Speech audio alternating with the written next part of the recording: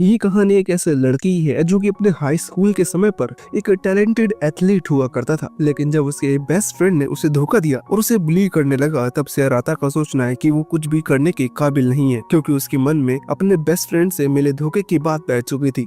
पर एक दिन जब वो किसी दूसरी दुनिया में टेलीपोर्ट हुआ तो उसकी जिंदगी पूरी तरह से बदल गई। वैसे उस वर्ल्ड में अराता को एक लड़ाई में जाना पड़ा था जिसमें सिर्फ वो जीतने वाला ही जिंदा रह सकता है, इसलिए अराता को ना चाहते हुए भी अपने डर का सामना करना पड़ता है और फिर आखिर में वो उस लड़ाई को जीत लेता है। वैसे इस जानलेवा टाइम पास से वो उस दुनिया के सबसे ताकतवर हीरोज की लिस्ट में आ गया था। खैर अभी कहानी प्रेजेंट में आती है। ये वो टाइम था जब वो कायर था और उसका फ्रेंड मसूदा हमेशा उसे बुली करता था। अपने बेस्ट फ्रेंड से ही हमेशा बुली होते रहने से अराता पूरी तरह से टूट चुका था। अराता ने जब नए दोस्त बनाए और उनकी वजह से वो थोड़ा बहुत खुश होने लगा था, तब उसने अपने एक नए दोस्त को कुछ बदमाश लड़कों से बात करते हुए सुना। उस दोस्त ने कहा कि उसने कभी भी अराता से दोस्ती नहीं की, वो तो बस उसका फायदा ले रहा है। जो सुनकर अराता को बहुत बुरा लगा और ये सुनने के बाद अब उसे किसी पर भी बिलीव नहीं रहा। जिसके बाद अराता ने अपने मन में सोचा कि पूरी लाइफ वो कभी भी किसी पर भरोसा नहीं करेगा, क्योंकि सब लोग बस उसका फायदा ही उठाना चाहते हैं। इसी वजह से अब वो बस इस खराब और मतलबी दुनिया से कहीं दूर जाना चाहता है। तभी हम एक अराता जैसे नाम के लड़के को किसी अलग दुनिया में देखते हैं, जो कि अपने घर से भागकर कहीं जाना चाहता था, पर उसकी दादी उसे दूर न छोड़कर अपनी किस्मत को एक्सेप्ट करने का कहती है। लेकिन दूसरे अराता ने एक लड़की बनने का नाटक करने से साफ मना कर दिया, जिससे गुस्सा होकर दादी ने उस पर अपने मैजिक से हमला किया, जिससे अराता बाल बाल बचता है। इसके बाद जब अराता घर पे पहुंचता है तब उसकी दादी ने उसे बताया कि अब उसके पास एक लड़की बनने और राज्य की अगली राजकुमारी बनकर राज्य को संभालने के अलावा और कोई ऑप्शन नहीं है। वैसे यहाँ पर हमें पता चलता है कि इनके राज्य पर हमेशा से एक ताकतवर प्रिंसेस का शासन होता रहा है और हमेशा से ही एक प्रिंसेस को अरुता कबीले से चुना जाता है, क्योंकि अभी के समय की प्रिंसेस बूढ़ी हो चुकी है। इसलिए एक नई राजकुमारी चुनने के लिए दशकों कबीले से लड़कियां देखी, पर कोई भी काबिल लड़की नहीं मिली जो राज्य की अगली राजकुमारी बन सके। इसलिए दादी की अरुता कबीले ने राज्य में यह घोषणा कर दी कि राज्य की अगली प्रिंसेस उन्हीं के कबीले से चुनी जाएगी, क्योंकि तब अरुता कबीले ने ये घोषणा की थी। इसलिए अब अरुता को एक लड़की बनकर प्रिंसेस बनना होगा। लेकिन अराता कहता है कि ये पॉसिबल नहीं हो सकता, क्योंकि इस दुनिया में केवल महिलाएं हैं जो मैजिक कर सकती हैं। पर दादी अराता की इन बातों को इग्नोर करते हुए उसे बताती है कि अगर कबीले ने राज्य को दिया हुआ वादा पूरा नहीं किया तो उन्हें राज्य से निष्कासित कर दिया जाएगा। दादी अराता को अपनी जिद छोड़कर एक औरत बनने का कहती है, ताकि अराता अपने कबीले और डिवाइन वेपन की रक्षा कर सके।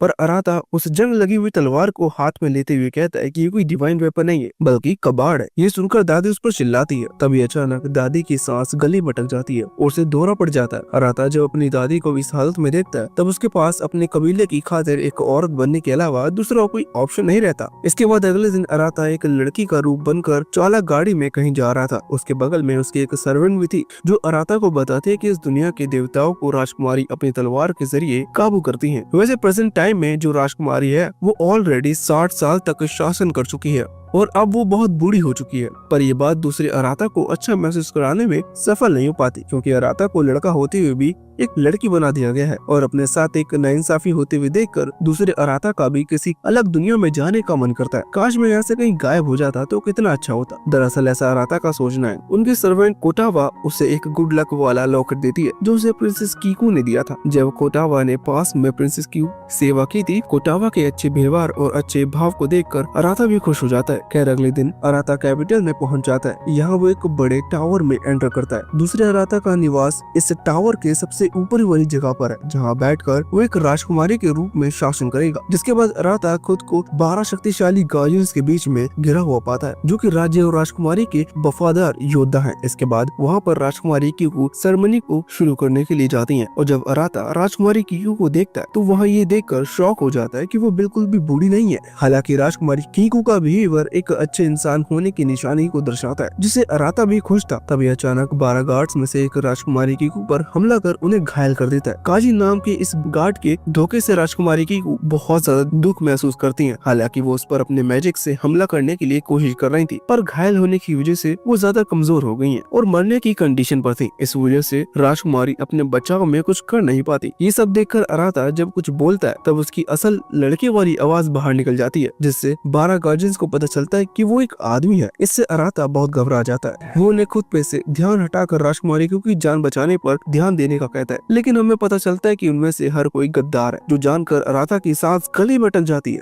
तभी काजी अचानक अराता पर हमला कर देता है, पर अराता जैसे तैसे उस हमले से बच जाता है और टावर से नीचे समुद्र में कूद जाता है ताकि अपनी जान बचा सके। जब लोग देखते हैं कि टावर के ऊपर से ग्रीन फ्लेम्स बुझ चुकी हैं, तो वो घबरा जाते हैं और काजी लोगों को बताता है कि राजकुमारी की वो अराता नाम के लड़के ने मार दिया, जिसने राजकुमारी के करीब जाने के लिए एक लड़की का भेष बनाया था। लोग काजी की इस बात पर विश्वास कर लेते हैं, जो असल में पूरी तरह से गलत थी। खैर काजी इसका फायदा उठाते हुए अपनी सेना को अराता को खोजने के लिए भेज देता है ताकि वो उसे लोगों के सामने जाकर मार सके। अराता बिना कपड़ों के अपने लिए सेफ प्लेस ढूंढते हुए जंगल के अंदर चला जाता है, जो असल में खतरनाक और डरावनी जगह है, ऐसा लोगों को मानना है, क्योंकि जंगल में जाने वाला कभी वापस लौट कर नहीं आता। पर अराता उन 12 धोखेबाज गार्जियंस के अलावा किसी और चीज के बारे में सोच नहीं पा रहा था। जब जंगल में से अजीब आवाजें आने लगती हैं, तब अराता डर जाता है। खैर तभी ना जाने कैसे इस जादुई दुनिया का अराता सिंपल दुनिया वाले अराता से स्विच हो जाता है, जिसके बाद हमारा मेन कैरेक्टर अराता खुद को एक जंगल में पाकर कुछ समझ नहीं पा रहा होता है कि अभी अभी उसके साथ क्या हुआ और वो यहाँ कैसे आया। जब वो जंगल के बाहर आकर टावर को देख रहा था, तभी उस पर एक तीर से हमला किया जाता है, जिससे अराता बाल बाल बच जाता है। वहाँ पर काजी अपने कई सैनिकों के साथ अराता को मारने के लिए तैयार खड़ा था।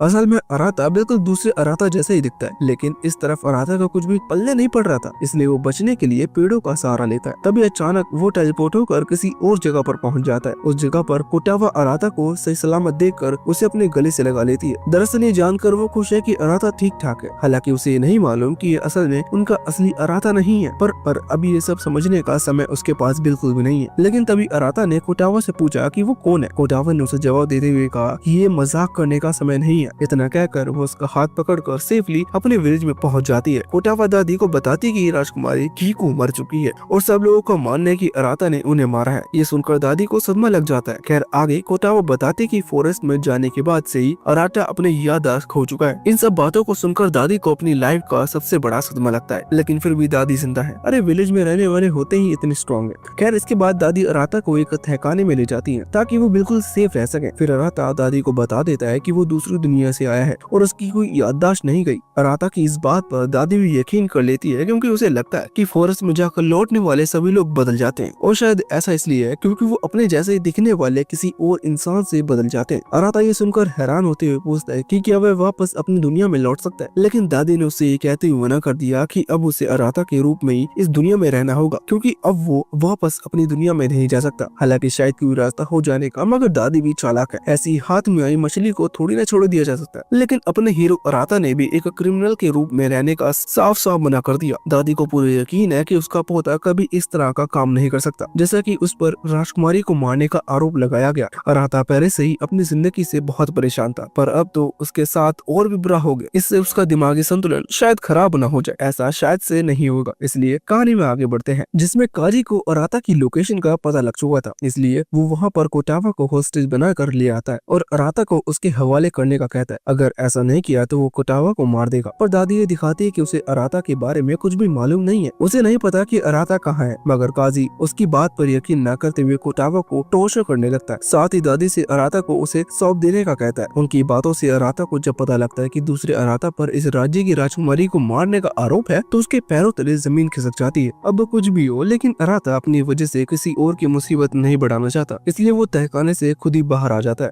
अराता को अपने सामने देखकर काजी कोटावा को एक तरफ फेंक देता है और अपने एक सैनिक को अराता को मारने का ऑर्डर देता है, पर अराता किसी तरह उनके हमले से बच जाता है। तभी अराता को वहीं जंग लगी तलवार दिखती है। इसे वो सैनिक का सामना करने के लिए उठा लेता है। वो अपने बचाव में सैनिक को पीछे धकेल देता है और अचानक जंग लगी तलवार की सोई हुई शक्तियाँ जाग जाती हैं। दादी ये देखकर हैरान होती हैं, लेकिन काजी ने इसे बिल्कुल भी सीरियस नहीं लिया था, क्योंकि उसे लगा इस जैसे बेकार लड़की के हाथ में कुछ भी हो, पर ये कुछ कर नहीं सकता। इसलिए काजी ने अपनी तलवार से फायर मैजिक अटैक करके अराता को खत्म करने का फैसला किया। अराता उसकी पावर देखकर घबरा जाता है। दादी उसे इस तरह घबराते हुए देखकर कहते हैं कि तलवार के अंदर जो गॉड्स की शक्तियां हैं उन्हें बुलाओ ताकि तुम अपनी जान बचा सको। अराता बिल्कुल ऐसा ही करता है, जिससे तलवार की शक्ति से अराता के आगे एक गोल्डन बैरियर बन जाता है, जो उसे काजी के फायर अटैक से बचा लेती है। उसके साथ ही अराता की तलवार काजी के हमलों को भी एब्जॉर्ब कर लेती है। काजी ये देखकर हैरान होता है और उसका कहना है कि अराता भी एक चूज इज वन है। अब इसका क्या मतलब है वो तो हमें आगे ही पता चले। खैर तभी घर की छत टूट जाती है, जिसका फायदा उठाकर दादी अराता को लेकर कहीं गायब हो जाती है, क्योंकि जब सैनिकों ने उस टूटे हुए घर की बाद में छानबीन की तब उन्हें वहाँ पर कोई मिला नहीं।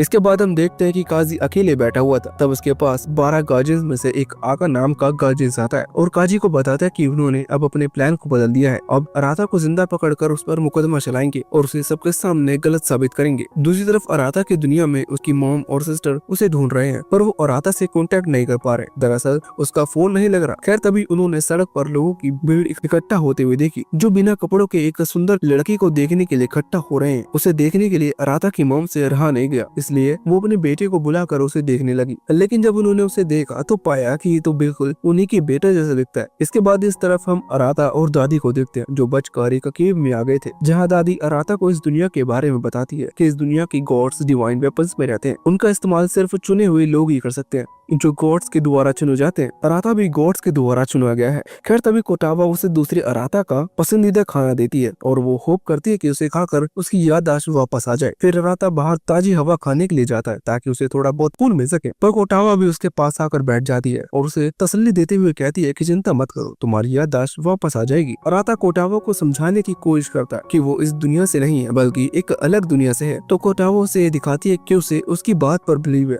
और आगे अराता के कुछ भी कहने से पहले उसे गले से लगा लेती है। यहाँ पर इन दोनों की बातें चली रही होती है कि पीछे से काजी आ जाता है, जिसने दादी को पकड़ लिया था। इसलिए काजी अराता को सरेंडर करने का कहता है। अगर वो सरेंडर नहीं करता तो उसे काजी से लड़ना होगा, पर दादी अराता को अपना डिवाइन वेपन इस्तेमाल करने से मना करती है, क्योंकि काजी उसी डिवाइन वेपन के पीछे था। तो अराता उससे लड़ाई नहीं करता, जिस वजह से उसे पकड़ लिया जाता है। जब काजी उसे जेल गाड़ी में बंद कर रहा था तब वो उससे कहता है कि तुम पर राजकुमारी को मारने का आरोप है, जिस पर अराता चिल्लाते हुए कहता है कि मुझे नहीं मालूम वो किस बारे में बात कर रहा है और मैंने किसी को भी नहीं मारा। ये सुनकर काजी को भी लगता है कि उस जंगल में जाकर अराता ने अपनी याददाश्त खो दी है, पर काजी को इसकी कोई परवाह नहीं, क्योंकि उसे तो बस अराता को लोगों के सामने पनिश करना है। अराता अपने साथ ऐसी नाइंसाफी देखकर पागल होने लगता है, लेकिन तभी उसका लकी लॉकेट चमकने लगता है, जो उसे कुटावा ने दिया था। दरअसल ये लॉकेट कुटावा ने अराता को तभी दिया था जब वो ताजी हवा खाने के लिए कीव से बाहर गया था। खैर जब दोनों अराता एक दूसरे को आमने सामने देखते हैं तो हैरान रह जाते हैं। वो दोनों उसे पोर्टल के जरिए अपनी अपनी दुनिया में आने की कोशिश कर रहे थे, लेकिन नहीं आ पाते, और अराता जब कोशिश करता है तब वो जेल गाड़ी से टकरा जाता है, जिसके बाद अराता तब ऐसा नहीं कर पाता तो वो दूसरे अराता से पूछता है कि तुमने राजकुमारी को क्यों मारा, जिस पर उसने जवाब दिया कि उसे एक साजिश में फंसाया गया, जो काजी और सभी 12 गार्जियंस ने मिलकर बनाई है। दरअसल उन्हीं 12 गार्जियंस ने राजकुमारी को धोखा देकर उन्हें मार दिया। ये सुनकर अराता को शौक लगता है, उसके तो होश ही उड़ जाते हैं। खैर इसके बाद दूसरा अराता उससे पूछता है कि क्या कुटावा और दादी ठीक है, जिस पर अराता उसे बताते है कि उन्हें नुकसान पहुंचाने का उसके पास कोई रीजन नहीं था, इसलिए उन्हें गिरफ्तार भी नहीं किया गया और इसलिए वो सेफ है। जो सुनकर दूसरे अराता को थोड़ी बहुत राहत मिलती है। वो अराता से उनकी देखभाल करने का भी कहता है, लेकिन तभी अचानक पोर्टल बंद होने लगता है, तो वो दोनों एक दूसरे से वादा करते हैं कि वो सभी चीजों को पहले जैसा कर देंगे। फिर पोर्टल बंद हो जाता है और हम अगले दिन का सीन देखते हैं, जहाँ पर अराता को सजा देने के लिए एक ग्रैंड लेडी आती है, जिसके बाद 12 गार्जियंस को भी उसके खिलाफ गवाही देने के लिए बुलाया जाता है ताकि अराता की सजा तय की जा सके। काजी सबको राजकुमारी की पिक्चर दिखाता है जिसमें राजकुमारी मर चुकी थी। ये देखकर सभी लोग गुस्सा हो जाते हैं और अराता की मौत की सजा की मांग करते हैं, लेकिन काजी उन्हें चुप कराते हुए कहता है कि हम 12 गार्जियंस जो राजकुमारी की रक्षा नहीं कर सके, इसके लिए वो बहुत दुखी है। ये सुनकर अराता को गुस्सा आता है और काजी को अपना मुंह बंद रहने के लिए कहता है। साथ ही वो सबको बताता है कि 12 गार्जियंस गद्दार है, इन सब ने मिलकर राजकुमारी को मारा है। लेकिन ये सुनकर एक गार्जियन ने अपना भाला बिल्कुल अराता के सामने कर दिया और उससे पूछा कि वो 12 गार्जियंस को नुकसान पहुंचाने के लिए ऐसा झूठ कैसे बोल सकता है। हम अभी भी इस राजकुमारी की मौत पर दुखी हैं। सभी गार्जियंस ने इस बात पर अग्री किया, जो असल में पूरी तरह गलत है। इसके बाद सभी लोग 12 गार्जियंस को अराता के खिलाफ देखते हुए वो ग्रैंड लेडी उसे फांसी की सजा देने का फैसला करती है, लेकिन काजी बीच में बोलते हुए कहता है कि वो उसे अभी फांसी की सजा ना दे बल्कि जेल में डाल दे। काजी के कहने पर अराता को जेल में डाल दिया जाता है। दरअसल काजी अराता के उस डिवाइन वेपन को लेना चाहता है जो उसके डिवाइन वेपन की पावर से लड़ सकता है, इसलिए उसने अराता को जेल में डालने की रिक्वेस्ट की। इसके बाद जब अराता को जेल में ले जाने लगते हैं तभी पीछे से कोटावा को भी लाकर जेल में डाल दिया जाता है। उसे भी अराता के साथ ही बंद कर देते हैं। दरअसल कोटावा ने घुसपैठ करने की कोशिश की थी जिसमें वो पकड़ी गई। अभी उसके पास डिवाइन वेपन भी था जो वो अराता को दे देती है। अराता सोचता है कि वो डिवाइन वेपन का इस्तेमाल करके जेल की दीवारों को तोड़ देगा और आसानी से यहाँ से भाग जाएगा, पर वो इस बार डिवाइन वेपन की पावर का इस्तेमाल नहीं कर पाता, तो अराता अपनी हार मान लेता है। लेकिन तभी अचानक अराता का लकी लॉकेट चमकने लगता है, जिसके अगले ही पल अराता और कोटावा आसमान में ऊपर आ जाते हैं। उनके सामने तभी राजकुमारी कीकू की सोल अपीयर होती है, जो अराता को बताती कि फैसले के दौरान वो अराता की बातों से खुश है जो उसने गार्जियंस के खिलाफ की थी, और वो बताती है कि उसके पास जो पावर्स है वो उसने डिवाइन वेपन्स में गॉड की पावर्स को काबू में करती है, ताकि उन पावर्स का इस्तेमाल राज्य के भले के लिए किया जा सके। लेकिन अब उसके मरने के बाद सारे डिवाइन वेपन्स आजाद हो जाएंगे। इस वजह से सभी सोल्जर्स उन्हें अपनी इच्छाएं पूरी करने के लिए इस्तेमाल करेंगे, जिससे दुनिया भर में गलत काम होना शुरू हो जाएगा। इसलिए मैं चाहती हूँ कि तुम मेरे किंगडम की इस प्रॉब्लम को सॉल्व करो। लेकिन अराता खुद को इतना काबिल नहीं समझता, इसलिए वो कहता है कि मेरे जैसा कमजोर लड़का ये काम कभी नहीं कर सकता। जिस पर राजकुमारी कीकू कहती है कि वो भी बस अराता पर भरोसा ही कर सकती है, इसके अलावा उसके पास भी करने को कोई दूसरी चॉइस नहीं है। जो सुनकर अराता भी हैरान है। खैर उसके अगले ही पल अराता फिर से जेल के अंदर आ जाता है। तभी कोटावा अराता से कहती है कि राजकुमारी कीकू की कहे अनुसार तुम्हें उस डिवाइन वेपन को अपनी बॉडी के अंदर रखना चाहिए। अगर तुम चुने हुए हो तो तुम ये आसानी से कर सकते हो। वैसे भी राजकुमारी कीकू को तुम पर भरोसा है। इस बीच पानी में चल रहा जहाज जेल वाले जगह पर पहुंचता है। इसके बाद गार्ड्स अराता और कोटावा को कई सारे कैदियों के बीच में फेंक देते हैं। वो कैदी राजकुमारी कीकू के हत्यारे अराता को देखकर बिल्कुल भी खुश नहीं थे और ऐसा दिखाते हैं जैसे कि वो अराता को खा जाएंगे। अचानक अराता के सामने दो बंदे आते हैं जो खुद को इस जेल का मालिक बताते हैं। इस वजह से वो अराता से उसका सामान और उसके कपड़े को देने का कहते हैं। साथ ही कोटावा को देखकर उनका इरादा कुछ ठीक नहीं था। वो कोटावा को गलत नजरों से देखते हैं, लेकिन तभी एक लाल बालों वाला लड़का वहाँ आकर उन पर हमला कर देता है। अराता उससे बचने की कोशिश करता है और उसके हाथ में चोट लग जाती है, जिससे वो जमीन पर गिर जाता है। ये देखकर उसे हैरानी होती है और वो अराता से पूछता है कि तुम्हारे जैसे कमजोर आदमी आखिर राजकुमारी को कैसे मार सकता है। अराता उसे कुछ एक्सप्लेन कर पाता उससे पहले ही सारे कैदी घबराकर इधर उधर भागने लगते हैं। उन्हें इस तरह दौड़ लगाते हुए देख अराता को कुछ समझ में नहीं आता कि वो ऐसा क्यों कर रहे हैं। यहाँ तक कि वो लाल बाल वाला लड़का लड़ाई छोड़कर भाग जाता है। तभी अचानक ऊपर जो नालियां होती हैं वो इधर उधर होने लगती हैं और दो कैदियों पर हमला कर देती है, जिसमें वो कैदी खत्म हो जाते हैं। ये सब अराता को समझ में नहीं आता कि असल में ये हो क्या रहा है। तभी वहाँ पर एक लेडी आती है जो उसे इसके बारे में बताती है कि अभी जो तुमने देखा था वो इस जेल को चलाने वाले ने किया था। वैसे उसका नाम वार्डन है, जो हर दिन दो कैदियों को चुनकर उन्हें खत्म कर देता है। इतना कहकर वो लेडी वहाँ से चली जाती है, पर वो जानकारी देने की कीमत में कोटावा की हेयर पिन ले जाती है। कुछ देर बाद अराता अपने स्वॉर्ड को जेल से भागने के लिए बाहर निकालता है और जब वो अपने स्वॉर्ड की पावर्स को अवेकन करने की कोशिश करता है तब उसकी स्वॉर्ड की पावर अवेकन नहीं हो पाती। अराता को परेशान देख कोटावा उसे थोड़ा रिलैक्स करवाती है और वो अराता के हाथ पे लगी चोट को भी हील कर देती है। वो ऐसा हीलिंग मैजिक से करती है, जिसे देखकर अराता हीलिंग मैजिक के बारे में जानने के लिए क्यूरियस हो जाता है। तो कोटावा उसे बताती है कि वो सर्वेंट क्लैन से है, इसलिए उसकी क्लैन के पास अपने मालिक की सेफ्टी करने के लिए इस तरह की काबिलियत होती है। अराता उसे थैंक्स करता है उसकी मदद करने के लिए। तभी अचानक वहाँ पर भूकंप आता है और कोटावा के नीचे से जमीन फट जाती है, जिससे वो नीचे जाकर गिरती है। अराता ये देखकर घबरा जाता है और उसके साथ अचानक से कुछ ऐसा होता है जिसमें वो अपनी बॉडी को हिला भी नहीं पाता। लेकिन कुछ देर बाद अराता सही होकर उसे ढूंढने की कोशिश करता है और उसे कुछ भी नहीं पता चलता। तो वो दूसरे लोगों से पूछता है कि क्या उन्होंने कोटावा को देखा था, लेकिन वो लोग कुछ भी नहीं बोलते। तभी अराता के पास पहले वाली लेडी आती है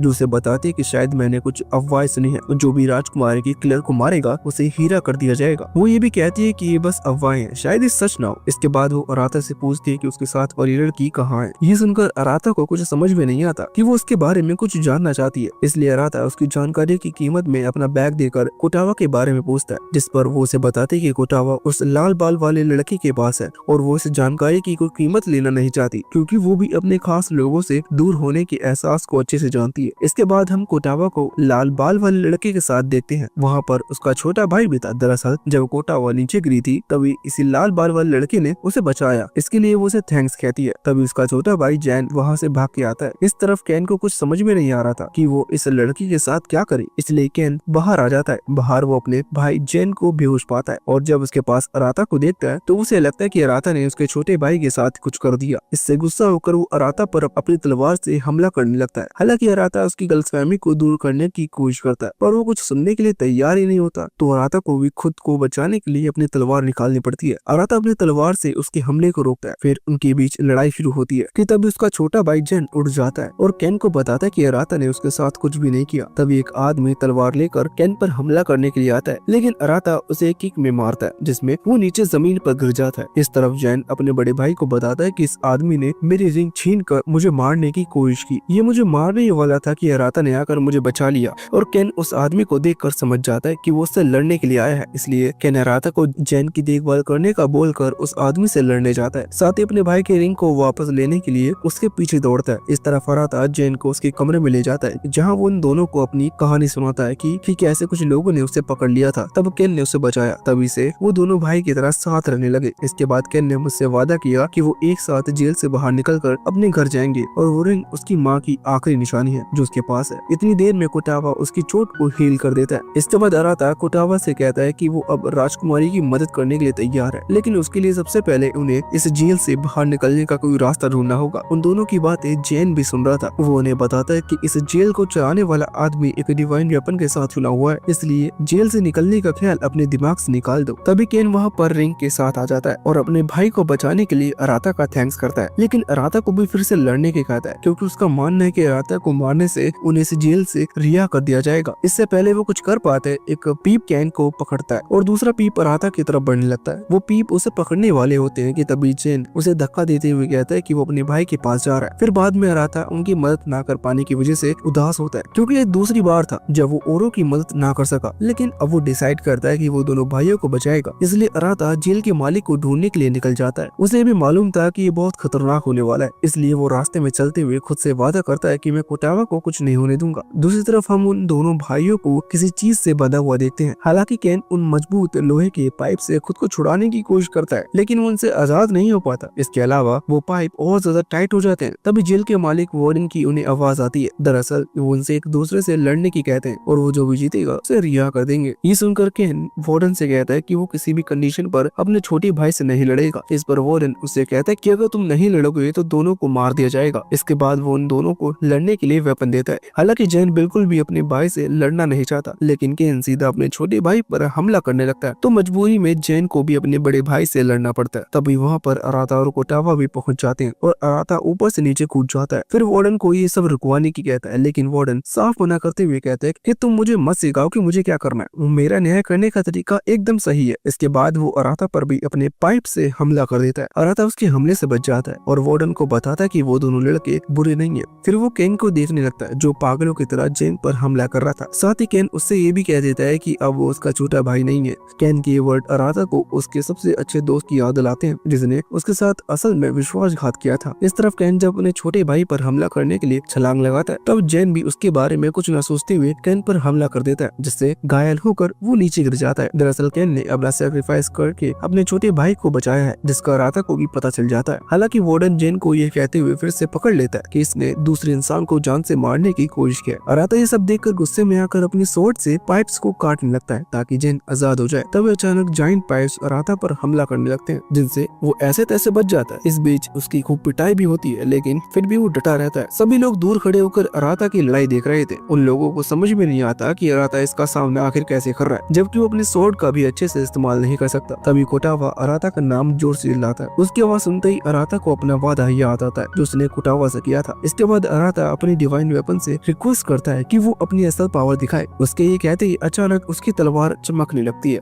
और उसमें से गोल्डन एनर्जी निकलने लगती है, जो देखकर सभी लोग हैरान हो जाते हैं। इस तरफ अराता के चारों ओर एक गोल्डन बैरियर बन चुका था और जो भी पाइप उसके करीब आता है वो हवा में गायब हो जाता। ये देखकर वार्डन अपनी पूरी ताकत से अराता पर हमला करता है, लेकिन अराता अपने एक ही हमले से उसके सबसे ताकतवर हमले को डिस्ट्रॉय कर देता है। इसके बाद वार्डन का असली शरीर सबके सामने आता है। दरअसल जिस जगह पर वार्डन छुपा हुआ था उस जगह पर अराता का हमला होने से वो जगह डिस्ट्रॉय हो गई थी और वार्डन सबके सामने आ गया। असल में वो एक बूढ़ा आदमी है जो कई सालों से यहाँ पर कैद है, जिसके पूरे शरीर पे पाइप्स निकल रहे हैं। उसके पेट में एक ब्लैक स्वॉर्ड घुसी हुई थी, जिसे देखकर अराता को लगता है कि ये बहुत ही बुरी कंडीशन में है, इसलिए वो उसे आजाद करने के लिए उस ब्लैक स्वॉर्ड को निकालने की कोशिश करता है। जैसे अराता ने ब्लैक स्वॉर्ड पकड़ी, वैसे उसे वार्डन का पास्ट दिखने लगा, जिसमें वार्डन असल में बहुत दयालु था और जो भी इंसान कोई गलत काम करता तो वो उसे अपनी गलती सुधारने का मौका देता। लेकिन वार्डन ने जिस पर विश्वास किया था उसने उसके साथ धोखा किया। इससे पहले ही वार्डन उस पर अपने डिवाइन वेपन से हमला कर पाता, वो आदमी उसे ज्वालामुखी में धकेल देता है। लेकिन इससे वार्डन मरा नहीं, बल्कि वो एक डीमन बन गया और कई सारे पाइप में विकसित हो गया। फिर उसने अपने पाइप से धोखेबाज को मार डाला और इस तरह वार्डन तब से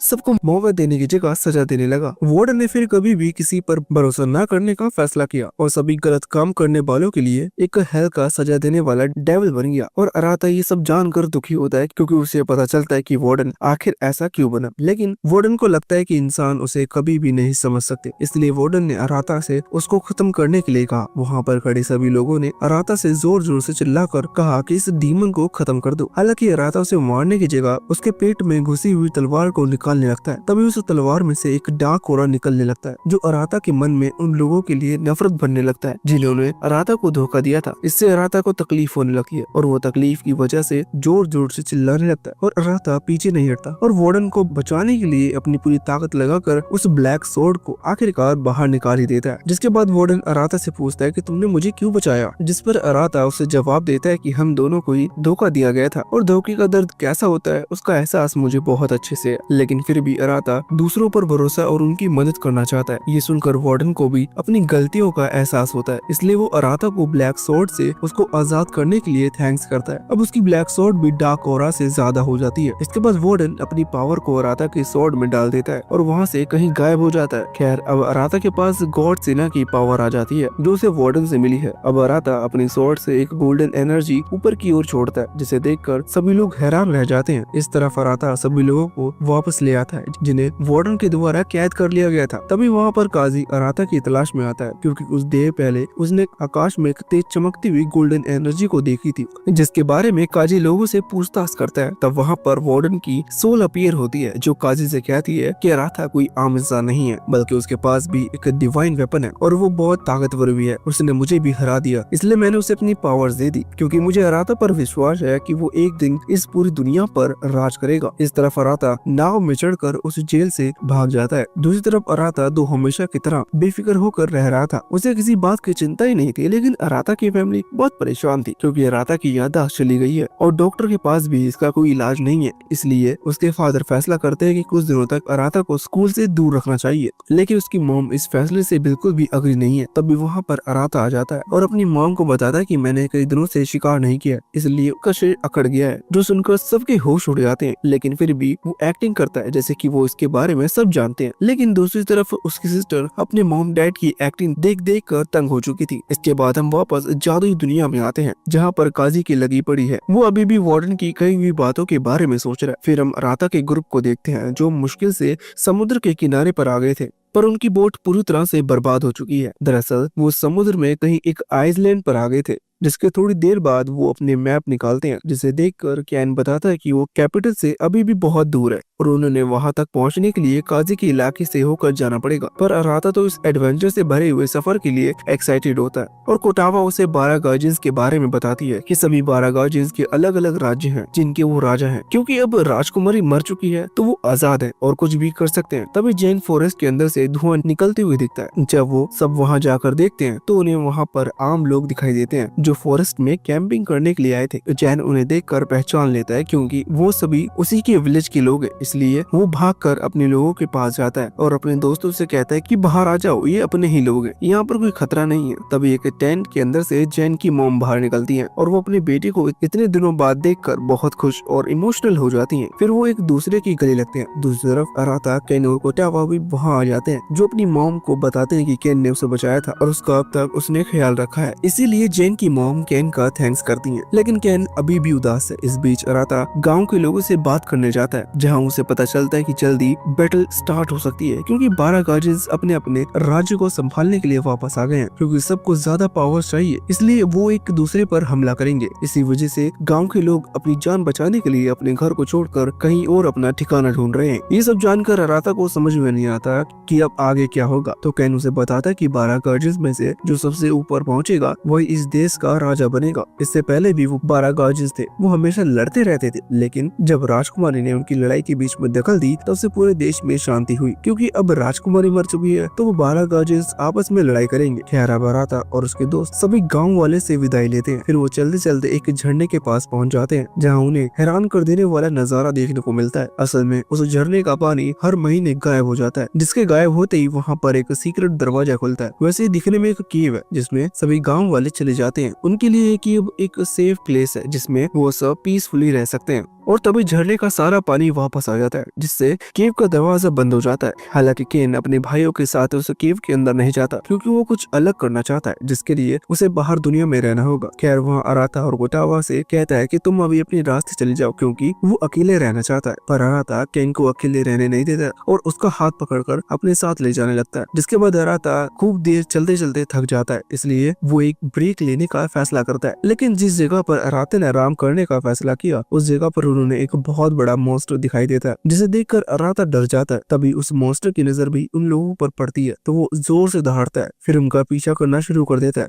वो सभी भागते भागते थक कर एक जगह पर नीचे गिर जाते हैं और वहाँ मॉन्स्टर गुस्से में उनके ऊपर से आगे निकल जाता है। मॉन्स्टर से छुटकारा पाने के बाद वो थोड़ा आराम कर रहे थे कि झाड़ियों में हलचल होने लगती है, लेकिन उस झाड़ी में कोई मॉन्स्टर नहीं बल्कि एक छोटी सी लड़की निकलती है, जिसके हाथ में एक मॉन्स्टर का अंडा होता है। तभी मॉन्स्टर उन्हें फिर से ढूंढ लेता है और उनके पीछे पड़ जाता है, तो वो सभी अपनी जान बचाकर भागने लगते हैं। उनमें से कैन छुप नहीं पाता और बाकी सब उस मॉन्स्टर से छुप जाते हैं, इसलिए वो मॉन्स्टर अब कैन के पीछे पड़ जाते हैं। इस तरफ अराता को उसे हिना नाम की लड़की से पूछता है कि उसने मॉन्स्टर का अंडा क्यों चुराया, जबकि इसमें तुम्हारी जान भी जा सकती है। जिस पर हिना अराता को बताती है कि उसकी मालकिन एक बच्चा करना चाहती है, इसलिए वो उनके पोषण के लिए उन्हें एक बड़ा सा अंडा देना चाहती है। लेकिन तभी उस अंडे में से एक बेबी मॉन्स्टर निकल कर आता है, जिससे हिना की सारी मेहनत बेकार चली जाती है और वो जोर जोर से रोने लगती है। तभी वहाँ पर हिना का एक मॉन्स्टर किसी अजीब सी चीज पर सवार होकर आता है, जिसके पीछे कैन भी बैठा हुआ था। जिसके बाद कैन अराता को बताता है कि इस आदमी ने उस मॉन्स्टर से बचाया, उसे उस मॉन्स्टर से बचाया है। ये जानकर अराता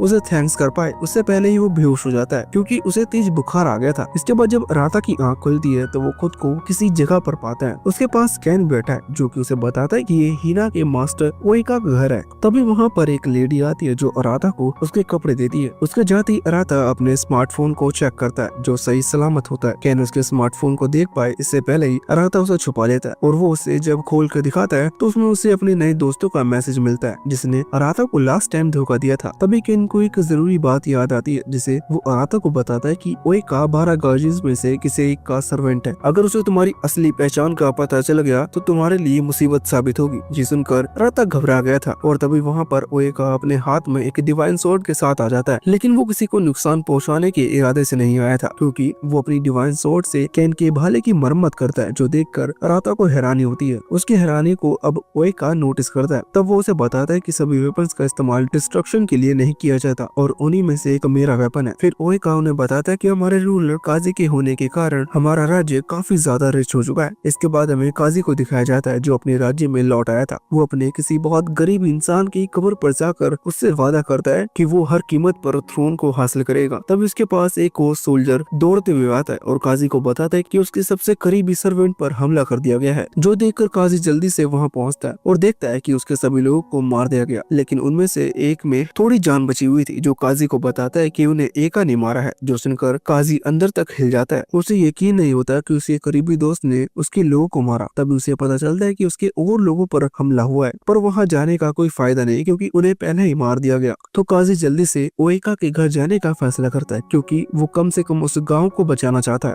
ओएका के गांव में अभी सब कुछ पीसफुल चल रहा था और उसने अभी हाल ही में सुनाया कि बैटल जल्दी स्टार्ट होने वाला है, लेकिन वो इसमें भाग नहीं लेगा क्योंकि उसे कत्लेआम करना पसंद नहीं। जिस पर अराता भी कहता है कि रैंक बढ़ाने के लिए एक दूसरे को मारना बेवकूफी है, लेकिन ओएका उसे बताता है कि राजा बनने के लिए दूसरों को मारना जरूरी नहीं है, बल्कि कोई भी एक वॉरियर जो अन्याय चुने हुए वॉरियर को अगर अपने अधीन कर सके तो वो सभी डिवाइन वेपन्स को एकजुट कर सकता है, जिससे बिना किसी का खून बहे राजा बन सकता है। तभी वहाँ पर ओएका के सर्वेंट आते हैं, जो उसे बताती है कि एक मेहमान उनका इंतजार कर रहा है। इसके बाद हम देखते हैं कि हिना अराता और उसके सभी साथियों को यहाँ से निकालने की अरेंजमेंट करती है, क्योंकि यहाँ पर जो मेहमान आए हैं वहाँ वो और कोई नहीं बल्कि एका है। लेकिन वो एका से नहीं डरते और उनकी बातें छुपकर सुन लेते हैं। इस तरफ एका ओएका को बताता है कि राजकुमारी को मारने वाला काजी है और उसने सभी का ध्यान भटकाने के लिए इसका इल्जाम अराता पर डाल दिया। फिर एका अपने असल मुद्दे पर आता है। वो एका से कहता है कि तुम्हें उस खोनी की बजाय मेरा सर्वेंट बन जाना चाहिए, लेकिन ओएका उसे जवाब देते हुए कहता है कि उसे उसकी बातों पर बिलीव नहीं है और भले ही तुम सच कह रहे हो, लेकिन फिर भी मैं अपने मालिक के प्रति वफादार हूँ, बिना इसकी चिंता किए कि उन्होंने कितने पाप किए हैं। इसके जवाब में ओएका अपने स्पेयर निकाल कर उससे जमीन पर वार करता है, जिससे जमीन में से कीलें बाहर निकलने लगती है, जिनका इस्तेमाल करते हुए आका ओएका की प्रेग्नेंट वाइफ को अपने कब्जे में में लेता है। ये सब देखकर ओएका आका से पूछता है कि वो उसके साथ ऐसा क्यों कर रहा है, जिस पर आका उसे बताता है कि वो राजा बनने के लिए सभी डिवाइन वेपन्स की पावर को पाना चाहता है और उसने ऑलरेडी काजी के अदर 6 सर्वेंट्स के वेपन की पावर्स को हासिल कर लिया है। अब आका ओएका से कहता है कि वो अपनी वाइफ को मरता हुआ नहीं देखना चाहता, तो अपनी पावर को उसे सौंप देता है। इस तरफ अराता ये सुनकर डरते हुए अपने मन में कहता है कि आका अपने गोल को पूरा करने के लिए आकर इतना नीचे कैसे गिर सकता है। हालांकि अराता देर न करते हुए अपनी डिवाइन वेपन को निकाल लेता है, जिसका ओएका को जैसे ही मालूम पड़ता है तो वो आका के आगे सरेंडर कर देता है, क्योंकि वो नहीं चाहता कि अराता उसकी वजह से खतरे में आए। साथ ही वो एका से वादा करने का कहता है कि वो बाद में उसके मेहमानों और उसकी वाइफ को कोई नुकसान नहीं पहुंचाएगा। एका यह वादा करता है, इसलिए ओएका अपने डिवाइन वेपन को एका को दे देता है। असल में तो ओएका की बॉडी ही डिवाइन वेपन है, जो गोल्डन एनर्जी में बदलकर एका के डिवाइन वेपन में एब्जॉर्ब हो जाती है। ये देखकर आयका की वाइफ रोना शुरू कर देती है, क्योंकि उसे एहसास हो चुका था कि उसने अपने हस्बैंड को हमेशा के लिए खो दिया है। इतनी तेज आवाज सुनकर वहाँ पर 2 सर्वेंट आती हैं, जिन्हें आका तुरंत ही मार देता है। ये सुनकर आयका की वाइफ एका से रिक्वेस्ट करती है कि वो कम से कम उसे छोड़ दे, मगर एका उसे भी बेरहमी से मार देता है। जो सब पर्दे के पीछे खड़ा अराता देख रहा था, उसे अपनी आंखों पर यकीन नहीं होता। दरअसल उसने इस तरह का कत्लेआम अपनी लाइफ में पहली बार देखा था। खैर कुछ भी हो, लेकिन ये करना गलत है। तभी आका सेंस करता है कि उसे कुछ लोग अभी दिखाई दे रहे हैं, और जैसे एक पर्दे को कट करता है तो उसे अराता दिखता है, जिसके हाथ में डिवाइन वेपन था। इसलिए वो अराता पे भी हमला करने लगता है, लेकिन उससे पहले ही वहाँ पर काजी आ जाता है, और जब वो अपने लोगों को मरा हुआ पाता है तब उसे एका पर बहुत गुस्सा आने लगता है। वो गुस्से में एका पर अपनी फायर अटैक करता है, जिससे एका अपने स्टोन की दीवार बनाकर बच जाता है। तो काजी हवा में जंप करते हुए फिर से अटैक करता है, मगर एका इस बार उसके अटैक को रोक लेता है, जिसके बाद वो अपनी स्पाइक से काजी पर अटैक कर देता है। जिन स्पाइक से काजी ऐसा तो करके बचता है, लेकिन उस स्पाइक से उसकी शिप डैमेज हो जाती है। आका यहाँ पर रुकता नहीं, बल्कि इसके बाद वो कई सारे नुकीले छोटे छोटे स्पाइक बनाकर उन्हें काजी पर छोड़ देता है, जिन्हें काजी अपनी फायर से डोज कर देता है। तो एका उससे कॉम्बैक्ट फाइट करने लगता है, जिसमें भी एका काजी पर भारी पड़ रहा था, और उनके वेपन क्लैश से इतनी ज्यादा पावर अनलीश होती है कि वहाँ पर एक गड्ढा बन जाता है। साथ ही वो घर और अराता के दोस्तों को भी हवा में उड़ा देते हैं। फिर तेजी से वो सब नीचे जमीन पर गिरने लगते हैं। उनको चोट आने से पहले ही अराता अपने बैरियर एक्टिवेट कर देता है, जिससे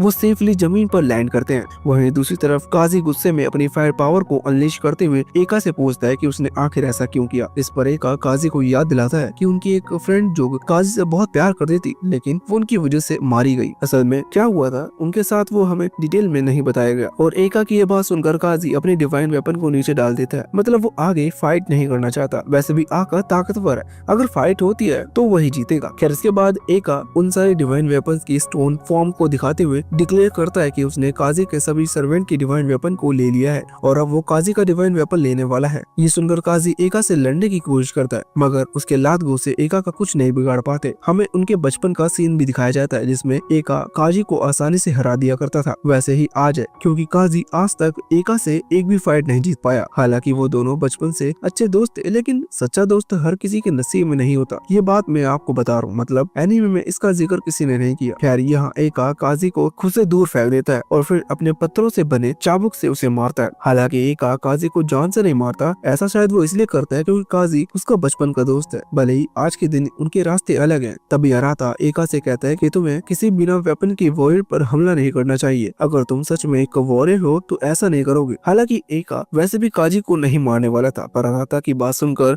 वो उससे कहता है कि तुम चूज इन वन हो, तो क्या तुम भी थ्रोन के लिए फाइट करोगे। इस पर अराता जवाब देता है कि मुझे ऐसे किसी थ्रोन के लिए नहीं पड़ी जिसके लिए इनोसेंट लोगों को मारना पड़े। अराता की इस बात पर आका को हंसी आ जाती है। दरअसल इस दुनिया में हर एक चूज इस वन के लिए 2 ऑप्शन है, जिसमें से पहला ये है कि अपने से ताकतवर के आगे सरेंडर कर उसका गुलाम बन जाओ, या फिर ताकतवर को हरा कर अपना गुलाम बना लो। इतना कहकर एका काजी को उसकी हालत में उसे छोड़कर वहाँ से गायब हो जाता है, जिसके बाद हर कोई निराश होकर बैठ जाता है। लेकिन हिना काजी के पास जाकर उससे अपने मास्टर को वापस ले आने की रिक्वेस्ट करती है, मगर ऐसा वो नहीं कर सकता। इसलिए काजी अपने आंसुओं को काबू में करते हुए हिना से कहता है कि उसे वापस लाना अब पॉसिबल नहीं है, क्योंकि उसकी सोल को एका के डिवाइन वेपन ने एब्जॉर्ब कर ली है। ये सुनकर ही हिना रोते हुए अपने मन में काजी और एका को कर्स करती है, क्योंकि उन दोनों ने उनकी हरी भरी जिंदगी को बंजर बना दिया। अब काजी माफी मांगने के अलावा और कुछ कर भी नहीं सकता, इसलिए वो जाने से पहले हिना से माफी मांगता है। लेकिन तभी अराता उसे रोक लेता है। वो उससे पूछता है कि आखिर तुम सब करना क्या चाहते हो। पहले पहले तुमने राजकुमारी कीको को मार दिया, फिर तुमने आपस में थ्रोन के लिए लड़ना शुरू कर दिया और तुम्हारी इस लड़ाई में इनोसेंट लोगों की जान जा रही है, मगर तुम्हें बस अपनी पड़ी है। इस पर काजी अराता का हाथ झटकाते हुए कहती है कि तुम्हें कुछ नहीं मालूम, तो साइड में चुपचाप चुप रहो। और रही बात राजकुमारी कीको की, तो उसे मारना हमारे लिए जरूरी था। हम आजाद होना चाहते थे, इसलिए मौका देखकर हमने उसे मार दिया। ये सब सुनकर अराता का दिमाग खराब होने लगता है। उसे कुछ भी समझ नहीं आ रहा था कि उसे अब करना क्या है। वो किसी शांत जगह पर बैठकर सोचता है कि क्या राजकुमारी की कूट मुझसे यही चाहती थी कि मैं राजा बनने के लिए लड़ाई करूं और इनोसेंट लोगों को खत्म करूं। वो सब सोच ही रहा था कि तभी वहाँ पर कोटावा और केन आते हैं, जो अराता को समझाते हैं कि उसे भी लड़ाई में शामिल होना चाहिए। हालांकि अभी अराता को अपनी कमजोरी से इतना ज्यादा तकलीफ हो रही थी कि वो कुछ भी सोच नहीं पा रहा है कि उसे असल में करना क्या चाहिए, और वो ओएका की वाइफ को भी नहीं बचा पाया। इससे उसे और ज्यादा परेशानी हो रही है। लेकिन तभी वो कहता है कि उसे ताकतवर बनकर एका को अपने आगे झुकाना है, मगर साथ ही उसे इस बात का डर है कि कहीं एका के जैसा ना बन जाए। अराता की ये बात केन को बिल्कुल अच्छी नहीं लगती, इसलिए वो उससे कहता है कि डरपोक इंसान की तरह बिहेव करना बंद करो। इसके बाद भी अगर तुम इसी तरह से रोना धोना चालू रखते हो तो अपनी इस नौटंकी को बंद करके घर जाओ। वैसे भी रोने से अगर कुछ होता तो मैं ही पूरे दिन बैठ कर रोता। इस पर अराता कहता है कि नहीं, मैं हार नहीं मान सकता, क्योंकि राजकुमारी कीकू ने मुझे बहुत इंपॉर्टेंट मिशन दिया है जिसे वो हर हालत में कंप्लीट करके रहेगा, लेकिन ऐसा वो बिना किसी को नुकसान पहुंचाए करना चाहता है। तभी कोटावा उसे याद दिलाती है कि वार्डन उसके अधीन हारने की वजह से नहीं हुआ था, बल्कि उसे अराता की पावर और उसके गोल्स में दिलचस्पी थी, इसलिए उसने अपनी पावर को अराता को सौंप दिया। इसके आगे भी कोटावा के पास कहने के लिए कुछ अलग बातें थी। दरअसल उसे बचपन में राजकुमारी को लेजेंडरी डिवाइन वेपन की कहानी सुनाया करती थी। उन्होंने बताया था कि उसे लेजेंडरी डिवाइन वेपन ने खुद की सेफ्टी करने की पावर थी, न कि अटैक करने की। वो तलवार इतनी ज्यादा ताकतवर थी कि बिना लड़े ही सब पर शासन करने की शक्ति रखती थी, और उसे लगता कि वो तलवार अराता के पास है, जिस डिवाइन स्वॉर्ड का नाम सुकुया है। अराता इस बात पर यकीन कर सुकुया नाम पुकारता है, तो उस डिवाइन स्वॉर्ड में से बहुत तेज गोल्डन एनर्जी निकलती है, जो उस लड़की को पूरी तरह से ढकने वाली होती है कि इतने में ही सीन बदलकर अराता 2 पर आ जाता है, जो अपनी मस्त जिंदगी जी रहा था। अभी वो अराता की पिक्चर्स को देख रहा था, जिसमें उसका धोखेबाज दोस्त भी शामिल था। उसे उस पिक्चर में अराता के बगल में जो भी है वही धोखेबाज दोस्त, जिसका नाम अराता 2 को मालूम नहीं है। वहीं बाहर अराता का जो रिसेंटली फ्रेंड बना था, वो अराता के घर में झांक रहा था। असल में उसे जानना था कि आखिर अराता इतने दिन से कहाँ गायब है। उसे बाहर खड़ा हुआ अराता 2 देख लेता है, इसलिए वो नीचे जाकर उससे मिलता है। वो उससे पूछता है कि वो कौन है। ये सुनकर सुगुरु को लगता है कि अराता शायद मेरे से नाराज है, क्योंकि उसने उन बदमाश स्टूडेंट के सामने कहा था कि अराता उसका दोस्त नहीं है, वो सिर्फ उसका इस्तेमाल कर रहा है अपने कुछ काम को निकलवाने के लिए। खैर, इसके बाद हमें अगले दिन का सीन दिखाया जाता है, जिसमें अराता कई दिनों की चिट्ठियों के बाद स्कूल में आया है। स्कूल में आकर सबसे पहले वो मसूदा से मिलता है, वो भी एक दोस्त की तरह। दरअसल इस अराता को नहीं पता कि अब मसूदा उसका दोस्त नहीं है। वही मसूदा अराता को इस तरह देखकर सरप्राइज होता है।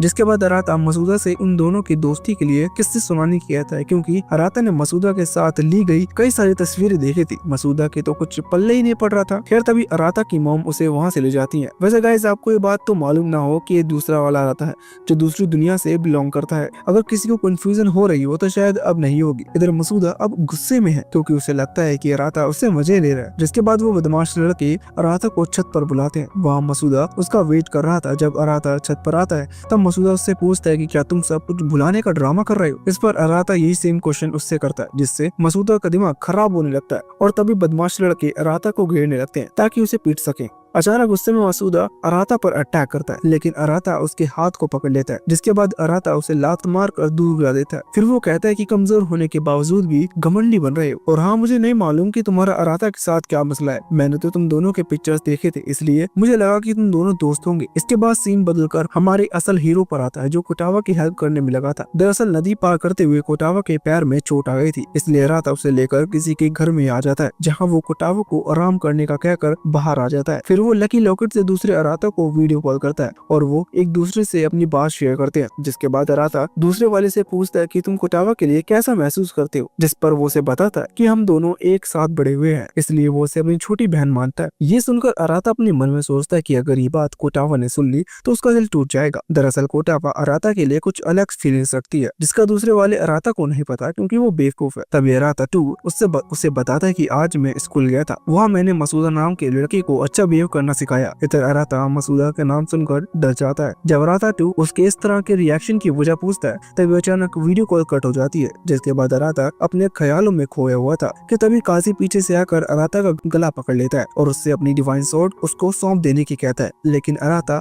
मना कर देता है। तो काजी अराता को किक मारकर जमीन पर गिरा देता है। फिर अचानक चारों ओर से फायर निकलने लगती है, जिसे देखकर अराता हैरान होकर उससे पूछता है कि तुम बिना अपनी डिवाइन स्वॉर्ड के फायर पावर को कैसे यूज कर पा रहे हो, जिस पर काजी उसे बताता है कि ये मेरी खुद की पावर है। दरअसल एक चूजेस वन अपने डिवाइन वेपन के बिना भी अपनी पावर को इस्तेमाल कर सकता है। हालांकि इसके बाद काजी अराता को फिर से अपनी फायर मैजिक से अटैक करता है, जिसे अब की बार अराता अपनी डिवाइन स्वॉर्ड को बाहर निकाल कर रोक लेता है। जिसके बाद काजी अराता से अपनी स्वॉर्ड को उसे सौंप देने का कहता है और उसकी तरफ बढ़ने लगता है। साथ ही वो उससे कहता है कि मुझे नहीं मालूम आखिर एक लेजेंडरी स्वॉर्ड ने तुम जैसे कायर को क्यों चुना, मगर मैं अभी भी इसे हासिल कर सकता हूँ। इतना कहकर काजी स्वॉर्ड को छीनकर अराता पर हमला ही करने वाला होता है कि तभी कोटावा भागते हुए वहाँ आती है और काजी से रुकने का कहती है, जिसके कहने से पता नहीं क्यों मगर काजी अपने अटैक को रोक देता है। लेकिन कोटावा उसके फायर अटैक के बीच में आ चुकी थी, इसलिए अराता उसे बचाने के लिए आ जाता है और उसे कवर कर लेता है। ये सीन देखकर काजी को अपनी कुछ पुरानी मेमोरी से याद आती है जो उसके लिए बहुत दर्दनाक थी। अचानक काजी के हाथ में दर्द होने लगता है और उसके हाथ में से एक अराता की डिवाइन स्वॉर्ड नीचे गिरती है,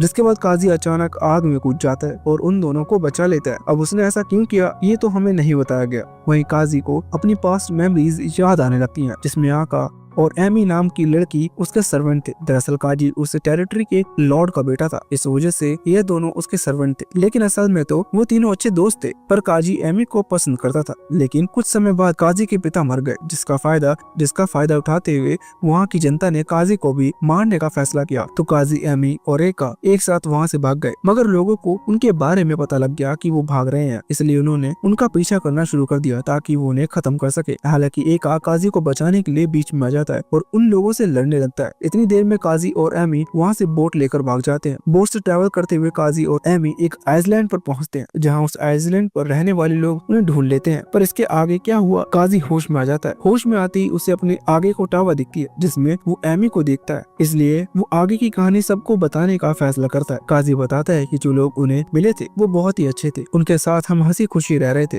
मगर एक दिन काजी बीमार हो गया, जिसे ठीक करने के लिए मेडिसिन की जरूरत थी जो सामने वाले पहाड़ पर मिलती है, लेकिन उस जगह पर खतरा भी बहुत है। इस वजह से एक आदमी एमी को वहां जाने से मना करता है, लेकिन काजी को ठीक करने के लिए एमी मेडिसिन ढूंढने वहां चली जाती है। इस तरफ जब काजी की आंख खुलती है तो उसे सामने पहाड़ पर आग जलती हुई दिखाई देती है, तो वो अपनी खराब हालत में वही पहाड़ पर चढ़ने लगता है ताकि एमी को बचा सके। काजी वहाँ पहुंचकर देखता है कि एमी आग की लपटों में गिरी हुई है, जो देखकर वो डर जाता है, लेकिन जैसे ही वो एमी को बचाने के लिए आगे बढ़ता है वैसे ही वो फायर उस पे हमला कर देती है, जिससे वो पहाड़ के कॉर्नर पर लटक जाता है। वो ऐसे तैसे करके ऊपर आता है, लेकिन अब इसका कोई फायदा नहीं क्योंकि अब तक उस आग में जलकर एमी मर चुकी थी। एमी के मर जाने के बाद काजी फैसला करता है कि अब वो भी अपनी जान ले लेगा, मगर वो ऐसा भी नहीं कर सकता। दरअसल अचानक से वहाँ पर फायर गॉड की डिवाइन स्वॉर्ड अपीयर होती है, जो काजी को अपना अगला मास्टर बनाती है। आगे काजी अराता और बाकी सब लोग से कहता है कि उसके लिए उसकी स्वॉर्ड बहुत कीमती है, जिसे वो हर कीमत पर हासिल करके रहेगा, फिर चाहे इसके लिए उसे किसी भी हद तक क्यों न जाना पड़े। काजी की सारी कहानी को ध्यान में रखते हुए अराता उसे अपने ग्रुप में शामिल होने का कहती है। साथ ही वो वादा करता है कि वो सब मिलकर उसके स्वॉर्ड को उसे वापस दिलाने में जितना हो सके उतनी हेल्प करेंगे। साफ साफ शब्दों में वो उसकी फुल हेल्प करना चाह रहे हैं। अराता के इस ऑफर को काजी एक्सेप्ट कर लेता है, मतलब अब वो भी अराता के ग्रुप में शामिल हो चुका है। वहीं दूसरी तरफ ये खबर 12 गार्जियंस तक पहुंच चुकी थी, जिसमें से 6 गार्जियंस हमेशा से एक साथ काम करते हैं, क्योंकि अब सभी गार्जियंस राज्य को पाने के लिए लड़ना शुरू करेंगे।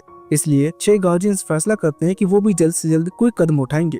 फिर हमें काफी समय बाद राजकुमारी कीकू को दिखाया जाता है। उनमें थोड़ी बहुत सांसें बची हुई थी, असल में तो वो लाइफ एंड डेथ के बीच में फंसी हुई हैं। जिसके बाद 6 गार्जियंस उसी फॉरेस्ट में आ जाते हैं, जहाँ लोगों की अदल बदल होती है। दरअसल उन्हें लगता है कि फॉरेस्ट में जाने से उनको कोई एंशिएंट पावर मिलेगी, जिससे वो अराता के खिलाफ लड़ने में इस्तेमाल करेंगे। इसलिए उनका एक साथी उस फॉरेस्ट में आता है, जिसके बाद हम मसूदो को देखते हैं जो गुस्से में तोड़फोड़ कर रहा था। उसे अराता के ऊपर इतना गुस्सा आ रहा था कि वो अपने पापा से भी उल्टा सीधा बोल देता है, जिस वजह से उसके पापा उसे थप्पड़ मारते हैं ताकि मसूदा सुधर जाए। मगर आपको पता ही होगा कि ऐसे सिंधी लड़के कभी नहीं सुधरते। खैर, इसकी दूसरी तरफ हम अराता 2 को देखते हैं, जो स्कूल से घर आ जाता है। उसकी मॉम उसे रूम में जाकर रेस्ट करने का कहती है, तो वो अपने रूम में जाने लगता है, मगर तभी उसकी बहन उसका रास्ता रोककर उससे फालतू बात करने लगती है, जिस पर अराता 2 उसे साइड करते हुए अपने रूम में आ जाता है। तभी खिड़की में से उसको सुगुरु दिखता है। जो पहले अराता का दोस्त नहीं बल्कि मतलबी दोस्त था। अराता 2 उससे रोकता है, फिर उसके पास जाकर पूछता है कि भाई तू मेरे घर पर चक्कर क्यों मार रहा है। इस पर वो रोते हुए कहता है कि मैं तुम्हारा दोस्त नहीं हूँ, मैंने उन बदमाशों के आगे जो भी बात की थी उसके लिए प्लीज मुझे माफ कर दो। जिस पर अराता 2 खुशी खुशी उसे माफी मांगते हुए कहता है कि कोई बात नहीं, हम अभी दोस्त हैं। जिसके बाद सुगु अराता 2 को बताता है कि वो बदमाश लड़के तुम्हें मेट्रो स्टेशन पर बुला रहे हैं, जिसके लिए उन्होंने मुझे यहाँ भेजा है। इसके अगले सीन में हम उन्हीं बदमाश लड़कों को देख जो मसूदा के पीठ पीछे बुराई करने में लगे हुए थे। तभी वहाँ पर मसूदा आता है जिसका दिमाग पहले से ही सटका हुआ था, तो अराता 2 भी वहाँ पहुँच जाता है ताकि मसूदा का दिमाग और ज्यादा खराब हो। लेकिन अराता 2 कुछ अलग ही बात कह देता है जिससे सभी लड़के वहाँ से चले जाते हैं। दरअसल उसने कहा कि अगर लड़ाई होती है तो वो मसूदा की तरफ हो जाएगा। फिर उन दोनों की बातें ही ऐसी चल रही होती हैं कि तभी वहाँ पर अराता की मम्मा आकर उसे थप्पड़ मार देती है क्योंकि अराता बिना बताए घर से आया था। साथ ही वो रोना शुरू कर देती है क्योंकि उनका इकलौता बेटा उनकी बिल्कुल भी नहीं सुनता। खैर अपनी मॉम को रोता हुआ देखकर अराता 2 को भी टेंशन आ जाती है। इधर मसूदा किसी और जगह पर आकर याद करता है कि कैसे उसकी मॉम ने उसको अकेला छोड़ दिया था। वहीं अराता की मॉम उसकी इतनी फिक्र करती है। ये सोचकर मसूदा को अराता से और ज्यादा नफरत होने लगती है। उसे अराता पर इतना गुस्सा आ रहा था कि वो दीवार में मुक्के मारने लगता है। असल में मसूदा अराता को जान से मारना चाहता है क्योंकि उसे लगता है कि हमेशा से उसके साथ हुआ है वो सब गलत हुआ है, उसकी वजह सिर्फ अराता है। जिसके दूसरी तरफ उस फॉरेस्ट में वो गार्ड कहता है कि जो भी अराता से सबसे ज्यादा नफरत करता है वो हमारी दुनिया में अपीयर हो। उसके इतना कहती मसूदा भी मैजिकल वर्ल्ड में टेलीपोर्ट हो जाता है। मैजिकल वर्ल्ड में आते ही वो खुद को हवा में फ्लोट होता देख हैरान रह जाता है। तभी वो गार्ड इस मैजिकल वर्ल्ड की सारी इन्फॉर्मेशन मसूदा को ट्रांसफर करता है। इतना करते ही वो दोनों स्विच होकर दूसरी दुनिया में आ जाते हैं। मतलब वो गार्ड मसूदा की दुनिया में और मसूदा उस गार्ड की दुनिया में टेलीपोर्ट हो जाता है। शायद अब आपको अच्छे से समझ आ गया होगा। इसके बाद जब मसूदा को पता चलता है कि वो अब तक नकली अराता से बुली हो रहा था तो मसूदा फैसला करता है कि वो आज और अभी अराता को खत्म कर देगा। फिर वो वहाँ खड़े 5 गार्जियन से अराता की लोकेशन के बारे में पूछता है। दूसरी तरफ हम अराता को देखते हैं जो अपने दोस्तों के साथ फॉरेस्ट से बाहर निकल रहा था। तभी अचानक बारिश होने लगती है जिसे देखकर काजी समझ जाता है कि ये वाटर ऑफ कंट्रोल करने वाला गार्जियन है। अभी वो लोग उसके इलाके में है। उस गार्जियन का नाम यूरू है। अब अराता और उसके सभी साथी शेल्टर ढूंढने लगते हैं ताकि बारिश में भीगने से बच सके। दूसरी तरफ मसूदा को वो 5 गार्जियंस अपने हेडक्वार्टर में ले आए थे जहाँ वो मसूदा को बताते हैं कि अराता एक चूजन वॉरियर है जिसका एम कंट्री का अलग किंग बनने का है और उसे किंग बनने में सिर्फ तुम ही रोक सकते हो क्योंकि अराता से सबसे ज्यादा नफरत तुम ही करते हो, इसलिए तुम भी एक चूजन वॉरियर बन सकते हो। मसूदा को कुछ समझ में नहीं आता लेकिन फिर भी वो अराता को खत्म करने के लिए कुछ भी कर सकता है। मसूदा की बात सुनकर 5 गार्ड्स फैसला करते हैं कि वो उसे मौका देंगे। जिसके बाद वो सब हेडक्वार्टर के बेसमेंट में आ जाते हैं जहाँ एक ऐसे डिवाइन वेपन रखा था जो अराता और उसकी डिवाइन स्वॉर्ड सोकुया को हरा सकता है। इस डिवाइन वेपन का नाम ओरिची है। फिर वो गार्ड्स मसूदा को बताते हैं कि ओरिची स्वॉर्ड के पास जो ये कंकाल डले हैं वो उन लोगों के हैं जिन्होंने ओरिची स्वॉर्ड को हासिल करने की कोशिश की मगर नहीं कर पाए, जिस वजह से इनका ये हाल हुआ। ये सुनकर भी मसूदा पीछे नहीं हटता। वो स्वॉर्ड को पकड़ लेता है क्योंकि मसूदा अराता से बहुत नफरत करता है। इस वजह से ओरिची स्वॉर्ड की पावर से जाग जाती है। तभी अचानक मसूदा ओरिची स्वॉर्ड की डोमेन में आ जाता है जहाँ इविल गॉड उसकी नफरत को देखकर उसे एक्सेप्ट कर लेते हैं। मतलब मसूदा ने उसे हासिल कर लिया है, इसलिए अगले दिन ही वो अराता को खत्म करने के लिए जाने लगता है। इधर हम अराता को देखते हैं जिसे अचानक दर्द होने लगता है तो वो अपनी साकुया स्वॉर्ड को बाहर निकालता है। तब उसे महसूस होता है कि उसको स्वॉर्ड कुछ अजीब रिएक्ट कर रही है। तब उसके सामने मसूदा अपीयर होता है। उसे देखते ही अराता के होश उड़ जाते हैं लेकिन वो अपनी फीलिंग्स को कंट्रोल करते हुए मसूदा से पूछता है कि वो यहाँ क्या कर रहा है। इसके जवाब में मसूदा अपनी ओरिची स्वॉर्ड को बाहर निकालता है। उसकी ओरिची स्वॉर्ड में से डार्क पावर रिलीज हो रही थी जिससे मसूदा अराता पर अटैक करता है लेकिन अराता अपने बैरियर से डार्क पावर को रोक देता है। तभी कोटावा अराता से पूछती है कि सामने खड़ा ये आदमी कौन है। अराता को जवाब दे पाता इससे पहले मसूदा अराता से पूछता है कि तुम इस दुनिया में क्या कर रहे हो, क्या तुम मुझसे से डरकर यहाँ पे आ गई, तुम सच में कायर हो। मसूदा इन सब बातों को सुनकर अराता के अंदर से डार्क पावर रिलीज होने लगती है जिसे देखकर हर कोई हैरान रह जाता है। तभी अराता मसूदा पर अपनी डार्क एनर्जी से अटैक करता है जिसे मसूदा मुश्किल से अपनी ओरिची स्वॉर्ड के बैरियर से रोक पाता है लेकिन फिर भी उसे थोड़ी बहुत चोट लग जाती है। फिर अराता उससे कहता है कि आज मैं तुम्हारा हिसाब क्लियर कर दूंगा। इतना कहते हुए उसके अंदर बहुत ज्यादा डार्क पावर रिलीज होने लगती है जो धीरे धीरे अराता को एक डीमन में बदलने लगती है। ये बात काजी सबको बताता है कि थोड़ी देर तक अगर ऐसा ही चलता रहा तो अराता कि डीमन में बच जाएगा। कोटावा जब ये सुनती है तो उसे अराता की चिंता होने लगती है। वो उसकी तरफ भाग जाती है और उसे हक करती है। फिर वो अराता से कहती है कि प्लीज मेरे लिए रुक जाओ, अपने गुस्से को कंट्रोल करो, नहीं तो तुम एक डीमन बन जाओगे। कोटावा की बात सुनकर अराता शांत हो जाता है। इतने में कोटावा बेहोश हो चुकी थी जिसे केन उठाने की कोशिश करता है मगर वो नहीं रुकती। दूसरी तरफ 5 गार्जियंस आकर मसूदा को वापस अपने साथ ले जाते हैं। इधर काजी को जब पता चलता है कि उनकी एनिमीज कोई नहीं बल्कि 5 गार्जियंस हैं तो उसे डर लगने लगता है। वहीं अराता इतना उदास था आके अपनी स्वॉर्ड को नीचे गिरा देता है, बिना ये सोचे कि काजी जैसे लोग उसकी स्वॉर्ड को लेकर भाग सकते हैं। और ऐसा ही होता है, जैसे अराता के हाथों से स्वॉर्ड गिरती है वैसे ही काजी स्वॉर्ड को लेकर रफू चक्कर हो जाता है। अब अराता तो अपने गम में बिजी था, इसलिए केन काजी का पीछा करता है। इधर अराता कोटावा को जमीन पर बेहोश पड़ा देखकर परेशान होने लगता है, पर तभी कोटावा को होश आ जाता है, जिसके बाद वो किसी घर में रात काटने जाते हैं, जहाँ अराता को बहुत बुरा महसूस हो रहा था क्योंकि उसकी वजह से कोटावा को तकलीफ हुई। कोटावा इन सब बातों पर ध्यान न देते हुए अराता से मसूदा के बारे में पूछती है, साथ ही वो पूछती है कि मसूदा किसी दूसरी दुनिया के बारे में बात कर रहा था,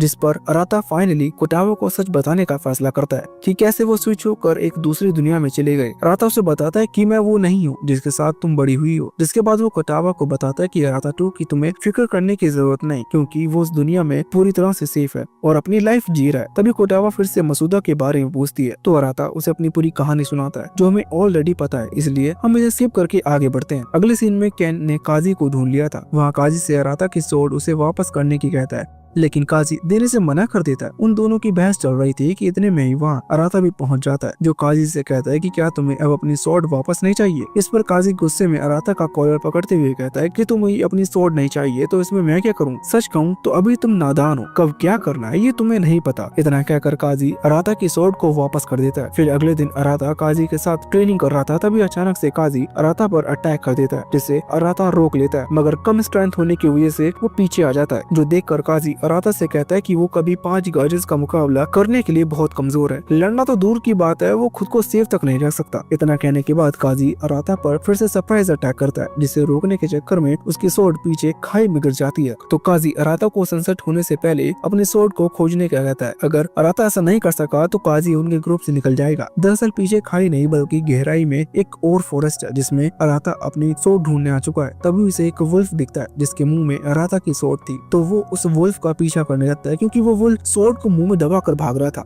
इधर अराता को वुल्फ का पीछा करते करते कुछ पास्ट मेमोरीज याद आती हैं, जो उसकी लाइफ के बेहतरीन दिन थे। उधर वुल्फ भी रुक गया, जिससे अराता अपनी स्वॉर्ड को वापस लेकर आता है, और अभी तक सनसेट भी नहीं हुआ है। जिसके बाद वो कोटावा के पास जाकर कहता है कि वो बहुत मेहनत करके ताकतवर बनेगा, ना कि एक डीमन। ये सुनकर कोटावा को इतना खुशी होती है कि उसके आंसू बहने लगते हैं। अराता पहली बार किसी को अपने लिए इतना खुश होता देखता है, इसलिए वो भी कोटावा को हक कर लेता है। दूसरी तरफ हम मसूदा को देखते हैं, जो उठते ही अपने सामने मिया नाम की सर्वेंट को देखता है, जो काफी खुश थी। इससे मसूदा गुस्सा हो जाता है। दरअसल इससे किसी को खुशी बर्दाश्त नहीं होती। वैसे शाम को मसूदा खिड़की के पास खड़ा था, तभी मिया उसके पास आकर उससे अराता के बारे में पूछती है, तो मसूदा गुस्से में उसे बताता है कि अराता वो इंसान है जिससे वो सबसे ज्यादा नफरत करता है। इस तरफ अराता और उसके दोस्त और एक नए फॉरेस्ट में आते हैं, जहाँ ढेर सारी बटरफ्लाईज थी। हम वहाँ पर ब्लू बटरफ्लाईज को भी देखते हैं, जिसके जरिए से वाटर गार्जियंस यूरो उन पर नजर रख रहा था। वहाँ उसके सभी सर्वेंट उसके आगे घुटने पर बैठते हैं। साथ ही उसने एक ओल्ड मैन को वाटर बबल में ट्रैप कर रखा था। दरअसल उस ओल्ड मैन को यूरो ने एक मिशन दिया था, जिसमें वो फेल होकर आया, इसलिए यूरो उस ओल्ड मैन को पनिश कर रहा है। साथ ही वो अपने सर्वेंट को दिखा रहा था कि अगर उनमें से कोई भी किसी काम में फेल होता है तो उसका क्या होगा। खैर यूरो उस ओल्ड मैन को आजाद कर देता है। दूसरी तरफ अराता और बाकी सब उस पूरे इलाके को देख रहे थे। ऐसे ही घूमते घूमते वो सब किंगडम के सबसे ज्यादा रिचेस्ट सिटी में पहुंचते हैं। वहाँ पर वो एक शॉप पर आते हैं, लेकिन उनके पास कुछ भी खरीदने के लिए पैसे नहीं थे।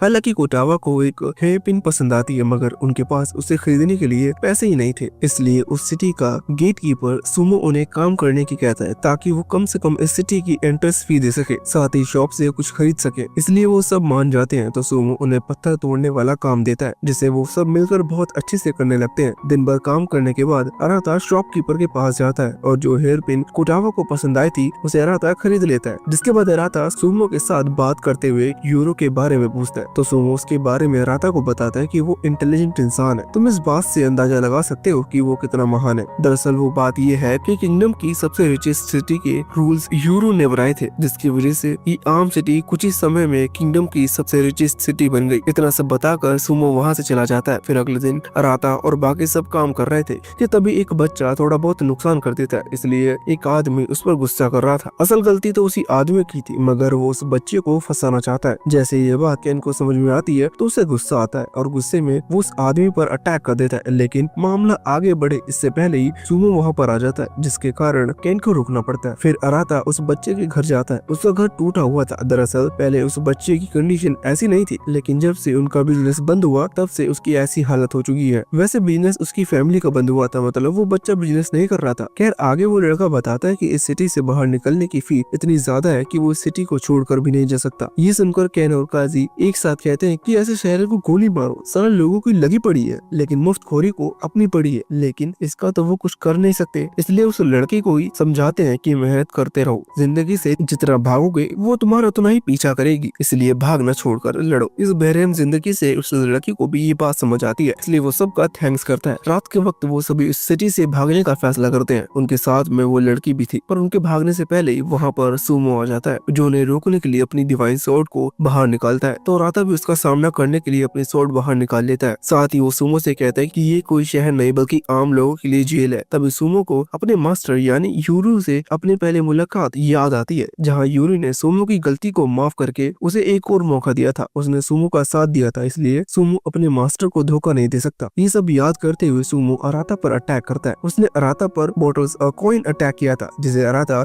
आसानी से रोक लेता है। तो सुमो फिर से अराता पर अटैक नहीं करता, क्योंकि उसने अराता को भी स्ट्रगल करते हुए देखा है, जैसा कि उसने खुद किया था। इस वजह से वो अराता की रिस्पेक्ट करता है। वो अराता से बात ही कर रहा था कि इतने में ही यूरू की स्पाई बटरफ्लाई वहाँ आ जाती है, क्योंकि अब यूरू उसे देख रहा था। सुमो ज्यादा बात नहीं करता और उन्हें जाने देता है। जिसके बाद हम मसूदा को देखते हैं, जो आका के इलाके से आ रहा था। इसलिए आका मसूदा के शिप पर हमला कर देता है। जब मसूदा को पता चलता है कि उसके शिप पर हमला हुआ है, तो वह जल्दी नीचे जमीन पर आता है, जहां आका उसका वेट कर रहा था। तभी मसूदा आका को अपने ग्रुप में इनवाइट करता है, ताकि वो मिलकर अराता और काजी को हरा सके। लेकिन आका इसमें अपना कोई इंटरेस्ट नहीं दिखाता और वहाँ से जाने लगता है। तो उसे रोकने के लिए मसूदा कहता है कि वो हर कीमत पर अराता को हराना चाहता है। ये सुनकर आका अपने स्पेयर से उसकी एक आंख फोड़ देता है। दरअसल आका ने कीमत का सुनकर उसकी आंख फोड़ी थी। वही मसूदा इतनी बड़ी कीमत अदा करने के बाद भी अपनी बात पर अड़ा हुआ है, जिससे आका इम्प्रेस होकर उसके साथ शामिल होने का फैसला करता है। साथ ही उसकी आंख को ठीक कर देता है। जो उसने कैसे किया वो हमें नहीं मालूम। दूसरी तरफ अराता और बाकी सब यूरो की आइसलैंड पर पहुंच जाते हैं, जहां चारों तरफ बस पानी था और आइसलैंड के ऊपर एक बहुत बड़ा वाटर बबल भी था।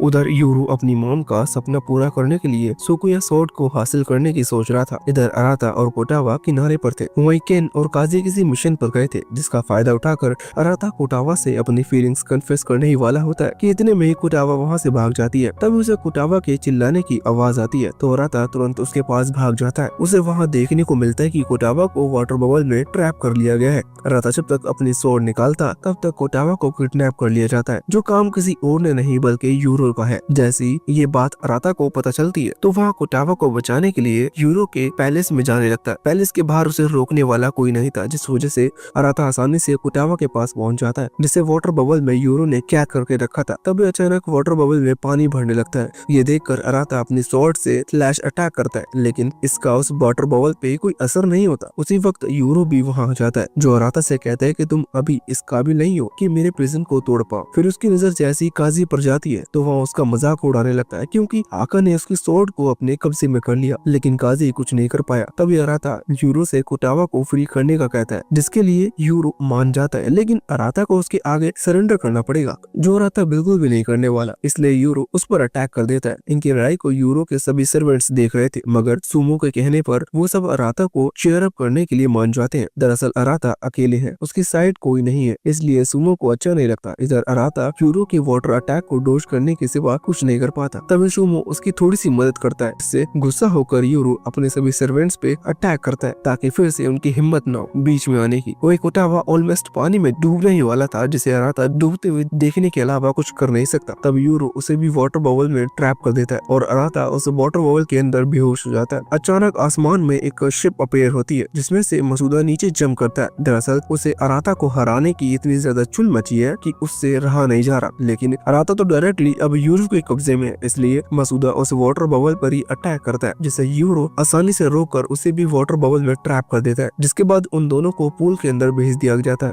फिर खुद भी उसके अंदर चला जाता है, ताकि वो दोनों की स्वॉर्ड को कब्जे में कर सके। दूसरी तरफ अराता की आंखें खुलती है, तो वो खुद को अपने घर में पाता है, जहाँ उसकी मॉम ने उसके लिए सूप बनाया था। वो अराता का फेवरेट सूप है, जिसे वो मस्त होकर खाने लगता है। तभी अचानक उसकी मॉम उससे कहने लगती है कि तुम्हें सरेंडर करना है, ये मेरा ऑर्डर है। मगर अराता साफ साफ मना कर देता है। तो यूरो अपनी एक और चाल चलता है। हालांकि उसकी ये चाल भी फेल हो जाती है, जिससे गुस्सा होकर वो फैसला करता है कि अगर अराता सरेंडर नहीं करता तो मैं उसे मार दूंगा। इस वक्त अराता का माइंड पूरी तरह से खाली हो चुका था, इसलिए कोटावा भी उसके दिमाग थी जो उससे लड़ने का कहती है। उसकी आवाज सुनते ही और अराता यूरो के इल्यूजन को तोड़ देता है और सपने की दुनिया से बाहर आता है, जिसके साथ ही उसकी सोकोया सोर्ड से भी बहुत ज्यादा गोल्डन एनर्जी अनलीश होती है। और वो एनर्जी इतनी ज्यादा पावरफुल थी कि आसानी से यूरो के सभी ट्रैप तोड़ देती है। साथ ही अराता ने कोटावा को भी बचा लिया था। इस तरफ सभी लोग अराता की पावर देखकर शॉक रह जाते हैं। दरअसल आज तक इतनी अमेजिंग पावर उन्होंने अपनी लाइफ में पहली बार देखी है। तो सिंपल सी बात है, शॉक तो होंगे ही। इसके बाद यूरो पूल से बाहर आता है। हालांकि वो भी हैरान था, मगर अभी उसे अपना गोल पूरा करना है, जिसके लिए उसे यूरो सोर्ड हासिल करनी होगी। इसलिए वक्त को जाया किए बिना वो अराता पे हमला करने की कोशिश करता है, लेकिन उसकी पावर गायब हो चुकी थी। असल में अब वो अपनी पावर का इस्तेमाल नहीं कर पा रहा, क्योंकि उसकी पावर खत्म हो गई है। इसलिए उसकी मॉम का वाटर बबल भी डिसअपीयर हो जाता है। दरअसल यूरो ने अपनी मॉम के कपड़ों को एक वाटर बबल में रखा, जो अब उसकी पावर जाने की वजह से डिसअपीयर हो गए। अब उसे लगता है कि उसने हमेशा के लिए अपनी मॉम को खो दिया है। हालांकि उसकी मॉम की डेथ बहुत पहले हो चुकी थी, मगर उसे अपनी मॉम से इतना ज्यादा प्यार था कि उसने इस बात को भी कभी एक्सेप्ट नहीं किया। उसे लगता है कि अगर वो किंग बन जाएगा तो उसकी मॉम उस पे प्राउड फील करेंगी, लेकिन इसमें अब वो फेल हो चुका है, जिसका उसे बहुत दुख है और गुस्सा भी है। तभी काजी आगे आते हुए यूरो को समझाता है कि अब उसे अपनी जिद को छोड़ देना चाहिए। साथ ही तुम्हारी मॉम ने जो गिफ्ट तुम्हारे लिए छोड़ा है उसे तुम्हें खोल कर देखना चाहिए। तो फाइनली यूरो उस गिफ्ट को ओपन करता है, जिसमें उसकी मॉम ने उसके लिए एक नेकलेस छोड़ा था। तभी उसका एक सर्वेंट आकर उसे उसकी मॉम की कही हुई कुछ बातें बताता है, जिन्हें सुनकर वो रोने लगता है। साथ ही उसे अपनी गलतियों का एहसास हो चुका था, जिसकी वो सबसे माफी मांगता है, खासकर अराता से। फिर वो अराता को थैंक्स भी बोलता है, क्योंकि अराता की वजह से ही आज उसे अपनी गलती का एहसास हुआ। जिसके बाद वहाँ पर मसूदा आता है, जो दूसरे लोगों की खुशी को बिल्कुल बर्दाश्त नहीं कर पाता, इसलिए वो अराता को फाइट के लिए चैलेंज करता है, जिसे अराता भी एक्सेप्ट कर लेता है। फिर उनके बीच फाइट स्टार्ट होती है, जिसमें मसूदा सबसे पहले अराता पर अपनी ओरोची सोर्ड से अटैक करता है, जिसे अराता अपनी साकुया सोर्ड से रोक लेता है। लेकिन उनकी क्लैश में वहाँ की जगह डिस्ट्रॉय हो जाती है। अराता उससे दूरी बनाने की कोशिश करता है, मगर मसूदा उसके पीछा करने लगता है। साथ ही वो उस पर अटैक भी करता है, जिसे अराता डोज ही कर पाता है। इधर कोटावा ये सोचकर परेशान हो रही थी कि कहीं अराता फिर से डीमन में ना बदल जाए, इसलिए वो काजी से हेल्प मांगने की भी कोशिश करती है, मगर काजी हेल्प करने से मना कर देता है। तो वहाँ केन से कहती है कि मगर केन भी मना कर देता है, क्योंकि वो उन दोनों के बीच की लड़ाई है, जिसमें वो दोनों बिल्कुल भी इंटरफेयर नहीं करना चाहते और ना ही किसी को करने देंगे। खैर दूसरी तरफ अराता भी मसूदा के अटैक्स को बस डोज ही कर रहा था। तभी उनके बीच में फिर से क्लैश होता है, जिससे बहुत टेरिफाइंग एनर्जी अनलीश होती है। अराता बड़ी मुश्किल से मसूदा का सामना कर रहा था। आगे अराता के सभी साथी उसको मोटिवेट करते हैं, लेकिन मसूदा उसे उल्टा सीधा बोलकर उसे डिमोटिवेट करने की कोशिश करता है, जिसमें वो कामयाब नहीं हो पाता, क्योंकि अराता को अपने दोस्तों के लिए, साथ ही राजकुमारी कीको के लिए लड़ना ही होगा, ताकि वो इस किंगडम को बचा सके। लेकिन अराता तो मुश्किल से ही मसूदा के अटैक्स को रोक पा रहा है। वैसे भी साकुया सोर्ड के पास अटैक करने की एबिलिटी नहीं है, इसलिए यूरो फैसला करता है कि वो साकुया सोर्ड से जुड़ जाएगा। इससे अराता के पास अटैक एबिलिटी भी आ जाएगी। हालांकि यूरो के सर्वेंट उसे ऐसा करने से मना करते हैं, लेकिन यूरो ने फैसला कर लिया था। यहाँ पर अराता भी उसे ऐसा करने से मना करता है, पर वो किसी की नहीं सुनता और थोड़ी देर में वो गोल्डन एनर्जी बनकर साकुया सोर्ड में अब्सॉर्ब हो जाता है। ऐसा हो जाने पर अराता को भी बहुत गुस्सा आ चुका था, इसलिए वो फैसला करता है कि आज वो मसूदा को खत्म कर देगा। ऐसा पहली बार हुआ है जब अराता ने किसी को जॉन से मारने का सोचा है, जिसके बाद पहले मसूदा अपने ब्लेड से अराता पर अटैक करता है, जिन्हें रोकने के लिए अराता अपनी साकुया सोर्ड को फैन में चेंज कर अटैक करता है, जिससे मसूदा का अटैक कैंसिल हो जाता है। तो मसूदा हवा में जाते हुए अराता पर सीधा अपनी सोर्ड से अटैक करता है, जिसे इस बार अराता आसानी से होल्ड कर लेता है। साथ ही वो कहता है कि इस फाइट को वो ज्यादा देर तक कंटिन्यू नहीं करना चाहता, इसलिए वो जल्दी इसे खत्म कर देगा। इतना कहकर अराता अपने सोर्ड की पावर से वहाँ पे जो ओशन है उसमें से पिलर्स को बाहर निकालता है। उसकी इस पावर को देखकर मसूदा के भी होश उड़ जाते हैं। दरअसल अभी तक अराता ने अपनी साकुया सोर्ड की फुल पावर का इस्तेमाल नहीं किया था, मगर आज वो करता है, जिससे उसके पीछे 2 गोल्डन विंग्स आ जाते हैं, जिनसे अब वो मसूदा की तरफ एनर्जी अटैक करता है। तो मसूदा से वो अटैक संभाला नहीं जा रहा था, इसलिए वो अराता को नेक्स्ट टाइम का बोलकर गायब हो जाता है। अराता फाइनली जीतने के बाद सुकून की सांस लेता है और उसके साथ इसका पहला सीजन एंड होता है। जब भी इसका न्यू सीजन आएगा तब हम इसे आपके लिए एक्सप्लेन कर देंगे, मगर उसके लिए आपको इस वीडियो पे 10 के लाइक्स कंप्लीट करने होंगे। तो मिलते हैं फिर, तब तक के लिए बाय बाय।